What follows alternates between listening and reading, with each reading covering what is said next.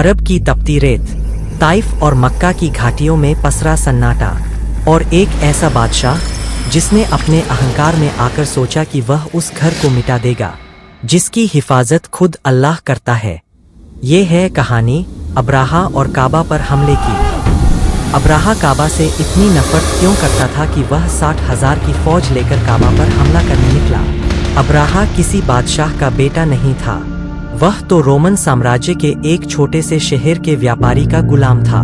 लेकिन तकदीर ने करवट ली। यमन और हबशा की लड़ाई में जब यहूदियों और ईसाइयों का टकराव हुआ, तब अब्राहा को ईसाई फौज की कमान मिली। उसने यहूदियों की सल्तनत को मिटा दिया और यमन का सबसे ताकतवर हाकिम बन गया। अब्राहा अरब पर राज करता था, मगर उसकी आंखों में खटकता था मक्का, क्योंकि मक्का में हर साल हजारों लोग इबादत के लिए आते थे और काबा अरब का धार्मिक केंद्र था। ये बात अब्राहा को मंजूर नहीं थी। अब्राहा ने अपनी राजधानी सना में एक बेहद आलीशान गिरजाघर बनवाया।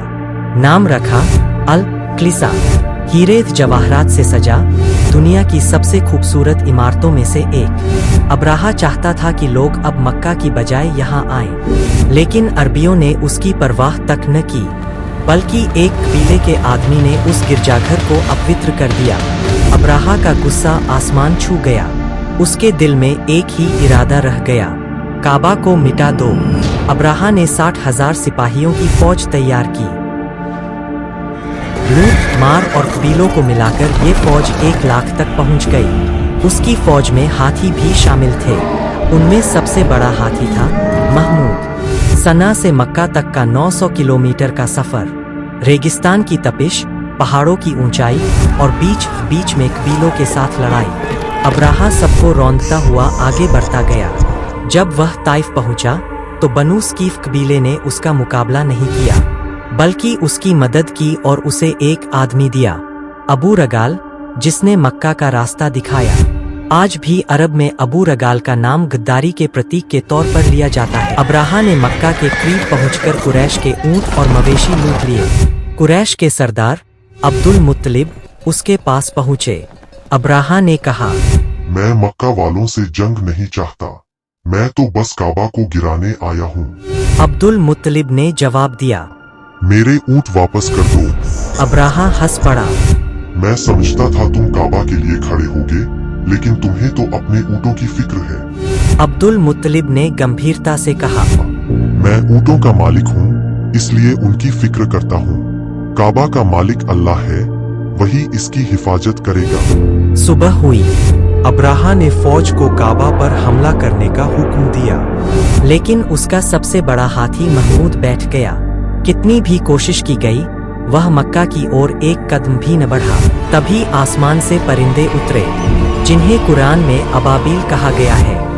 हर परिंदे के मुंह और पंजे में छोटे छोटे पत्थर थे। उन्होंने अब्राहा की फौज पर बरसाना शुरू कर दिया। जिस पर भी पत्थर गिरता, उसका जिस्म गलकर टुकड़े टुकड़े हो जाता, उनकी हड्डियां तक बाहर निकल आती। कुछ इतिहासकार कहते हैं कि यह एक बीमारी थी, चेचक, लेकिन कुरान कहता है ये अल्लाह का अजाब था। अब्राहा की पूरी फौज मिट गई और अल्लाह ने काबा की हिफाजत की। इस वाक़ये के बाद मक्का और काबा की इज्जत पूरे अरब में और बढ़ गई। लोग और ज्यादा तादाद में तवाफ और हज के लिए आने लगे।